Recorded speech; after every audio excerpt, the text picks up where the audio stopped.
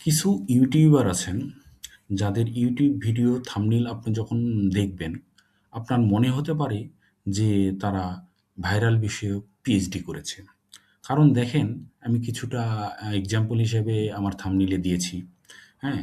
তারা এমন চমকপ্রদ সব বিজ্ঞাপন দেখেন যে নতুন ইউটিউবারদের বা অন্য ভিজিটরদের আকর্ষণ করতে বাধ্য। আরে ভাই, এত চমকপ্রদ বিজ্ঞাপন দেওয়ার কি আছে? আপনি যদি টিক্স জানেন, আপনি কোনো কৌশল জানেন, আপনি সেই কৌশল বলে দেন। ঠিক আছে? এবং দেখবেন যে এই কৌশলগুলো বলতে তারা ২ মিনিট, দরকার হইলে ৩ মিনিটের ভিডিও বানাইতে পারে, কিন্তু সেটাকে টেনে হিঁচড়ে ১০ মিনিট, ১২ মিনিট বকর, বকর, বকর করতে, করতে ১০-১২ মিনিট বানায় ফেলছে। আপনি একটা ৩০ সেকেন্ডের শর্টে ২ টা টিক্স বলে দিতে পারেন। আপনি একটা ৩০ সেকেন্ডের শর্টে সঠিক আপলোডের নিয়ম বলে দিতে পারেন। মানুষের টাইম বাঁচবে, মানুষ বিরক্ত কম হবে এবং আপনার ভিডিওগুলো ভিউ করবে। এত বকর, বকর করে গার্বেজ কথাবার্তা বলে তো লাভ নাই ভাই। আপনি যেটা কথা বলার দরকার আপনি সেটাই বলেন।